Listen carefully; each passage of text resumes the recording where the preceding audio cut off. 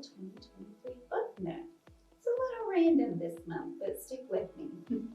The first book I have is titled Elvis is King. And I hadn't thought about this book in several years until I saw the Elvis movie and its creators and actors attending award shows. This book is by Jonah Winter in Red Nose Studio. It is published by Schwartz and Wade Books, New York. And if you or anyone in your family is interested in the life of Elvis Presley, this is a phenomenal book. I would definitely recommend it for elementary ages and up. It's just a little too wordy for younger children. But the illustrations here are incredible. They're 3D and made from stop motion animations, and they are amazing. And the story of Elvis is a very interesting, compelling story. Here is just the title page. See that old radio there? And it starts off with the story of Elvis's birth. They're kind of like little chapters, little poems. Elvis singing in church. Oh, his first hardware store guitar. I mean, these figures look like they're carved out of wood. They are wild. Here's Elvis singing in school. Elvis's first apartment in Memphis, his first job. And here he is becoming a world famous musician. Here he is eating cheeseburgers and experiencing his first heartbreak. And then a little discussion about Elvis's music. What is this music anyway? So if your family is interested in Elvis, I honestly don't even know if this book is available to borrow at our library. This is our story room copy, but if you are really interested in it, you can always request it if we don't have it, or look for it at your local bookstore. The other books, let's see which other books do I want to look at next. Let's go from books about celebrities to books written by celebrities. I got a couple of them that are kind of interesting. This is I Am Okay to Feel, and it is written by Karamo Brown with Jason Rachel Brown. So Karamo Brown is a famous personality. He's on the show Queer Eye, and this is his son, Jason Rachel Brown, and it is illustrated by Diaba Cerna, and it is published by Zando Young Readers. And this book is lovely. The illustrations are lovely, and I love that style. It's a conversation about feelings between a father and a son, and they're happy. It really runs the spectrum. And in the back, there's another page. I just love it. In the back, there's some interesting resources. It talks about, have you ever felt any of the emotions on this wheel? It's an activity.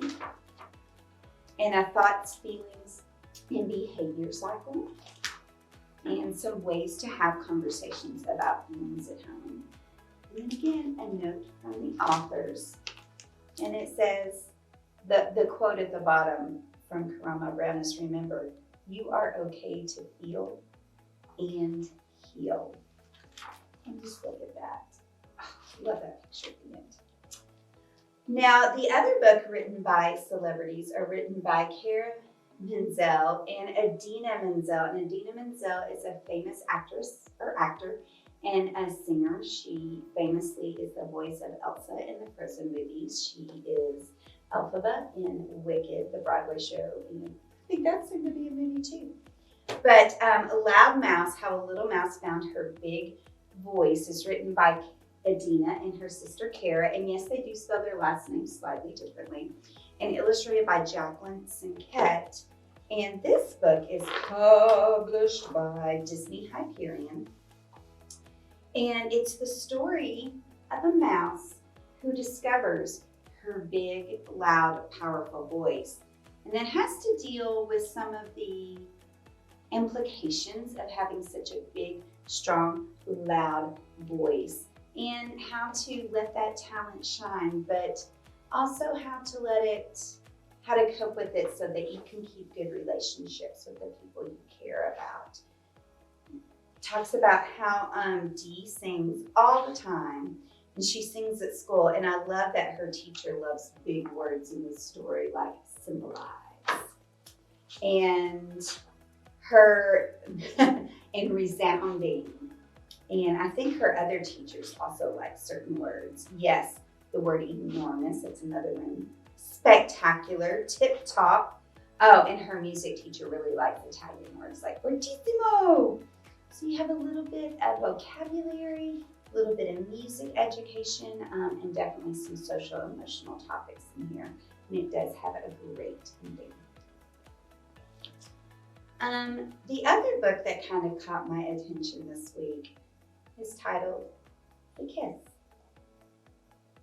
This is by, I don't know, I should have looked up how to pronounce Owen McLaughlin and Polly Dunbar.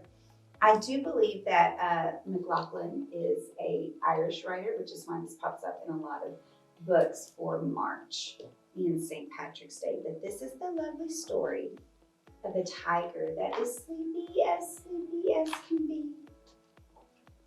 So sleepy, only one thing could help. A good night kiss.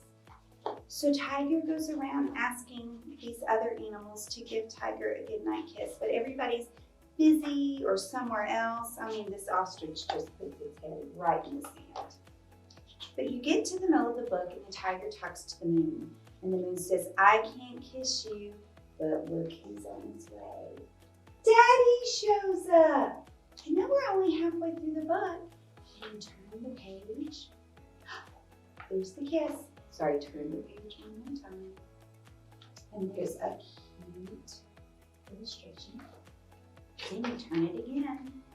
And wait a minute. There's a grown-up tiger and a little alligator. So close the book. Go to the back, flip it over, and there's another story. This is the story of a little crocodile who is so sleepy and just needs a good night's sleep to go to kiss. But all the other animals are busy or doing something else, and the little crocodile talks to the moon. And the moon says, don't worry, your mommy is on her way to give you a good night kiss. So it's a sweet book with very simple illustrations. It just talks about the love between grown-ups and little ones. And this last book is titled It's Diwali. I know that it's not Diwali right now, but I love this book so much. And I want to remember that it is available here at the library when Diwali rolls around again. This book, most I think grown-ups are familiar with the rhyme, 1, 2, buckle my shoe. So this is a story about Diwali that is to be read the same way. So it starts off, 1, 2, Mindy for you. And if you don't know what Mindy is or how to pronounce it, there's a little bit of text right there to help you out. 3, 4, Rangoli on the floor. And again, there's a little definition and a pronunciation guide. 5, 6, like the D is wick. So anyway, it goes on to 10 and then it goes backwards, back to 1. The illustrations are bright and colorful, as you would guess from a book about Diwali. And it's simple, it's rhythmic, and I think it is just precious. It's Diwali is by Kabir Sehgal and Shritha Sehgal.